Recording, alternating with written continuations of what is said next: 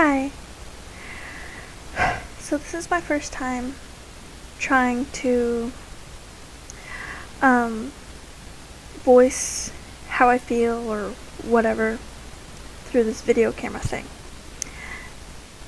So we'll see how this goes.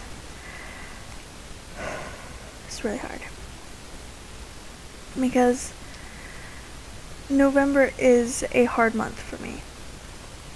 I go through spouts of depression and anger and apathy all leading up to the 23rd. And sometimes even after that, I suffer from panic attacks, anxiety. November is the worst month for me. And I think one of the main reasons that it's so hard for me is because I blame myself for what happened to me on November 23rd. Some of you already know what happened. I've shared with you. And you know that I've been carrying this cross for way too long. And I've been carrying around this guilt and shame, and it's not mine to bear. So, I'm going to share with you 2 poems. I used to love writing poetry, and I wrote this poem 3 years ago, and after I wrote it, I pretty much stopped trying to write poetry. I felt like my voice didn't matter, that nothing I said mattered after what had happened to me. But today I'm going to reclaim my voice, and it's going to start with this poem, and it's called Car Rides.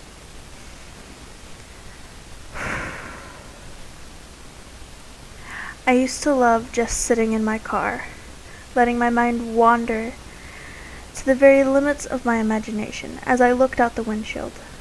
But now, my passenger seat is a constant companion anywhere I go, and if I stop to think too long, I start to remember how kissing turned into touching.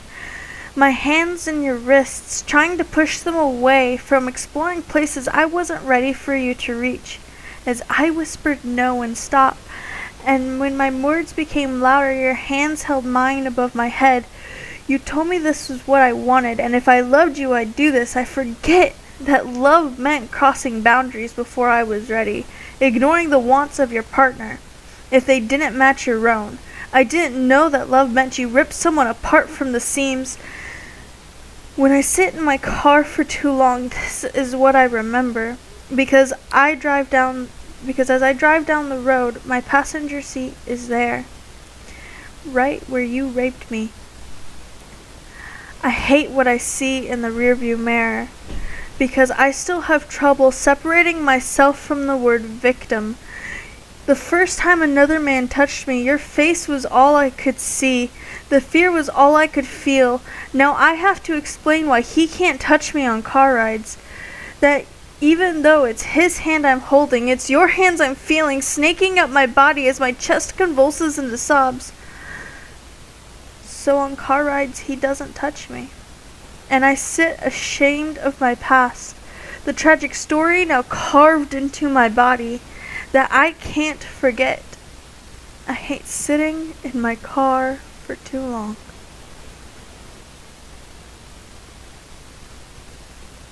I wrote this poem trying to erase some of the pain that I was holding on to. I wrote this as if I got it on paper, maybe then it would take away some of the shame I felt for allowing myself to be a victim.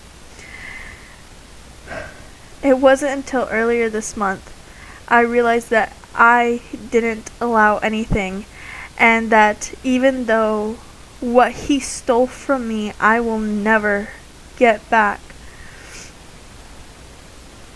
what he can never steal from me is my faith. He can never take God away from me. My relationship with God for the past 3 years has been very rocky. I've never stopped believing in God, because you can't get angry at someone you don't believe in. But I didn't want to talk to him. I was afraid. I was afraid that when God looked at me, he would see the same girl that I see in the mirror. That he would see somebody who is dirty, who's unlovable. That he would see me as a victim. That's all who I am now, and I didn't want him to see me that way, or I didn't want to think that he could, or I felt ugly, so I assumed all my God could see was ugly. And it seems lately everywhere I go for the past couple months, whether it's camp or a women's retreat, a surprise conference a friend invites me to, church, or simply just someone trying to talk to me, and that they're all telling me the same thing. And I know in my heart that it's God calling my name. He's telling me that I am loved. I am loved so much. That I am lovable.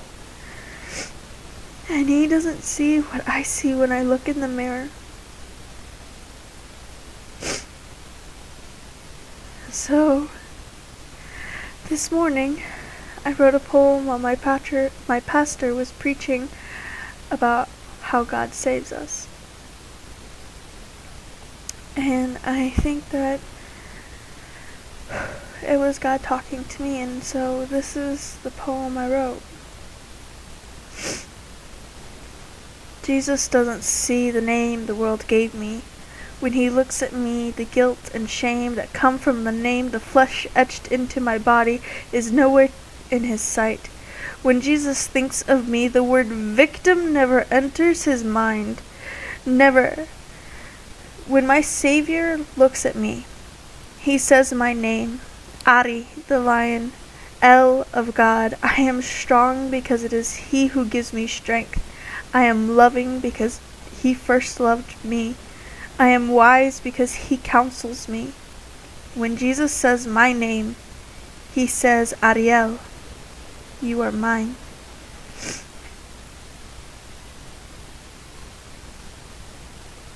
I can't tell you how comforting that is to me. To know that when Jesus says my name, when he thinks about me, that he doesn't think of something ugly.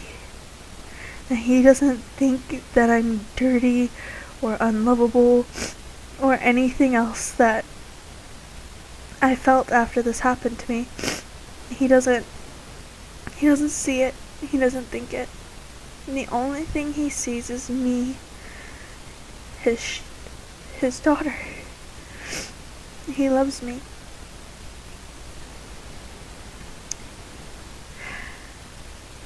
My name means Lion of God. Ari means lion and El means of God. So put it together, Lion of God. And ever since I realized that that's what my name meant, I have been in love with my name. And my name even says that I am God's, that I am his lion. So I am done carrying this guilt around inside me. I'm through with letting fear guide me. My Jesus died for me. So it's time I started living for him. So I thought I'd let the world know. My name is Ariel, Lion of God, daughter of the one true King. And even though I'm not done healing, my God will bring me through this. Thanks for taking the time to watch.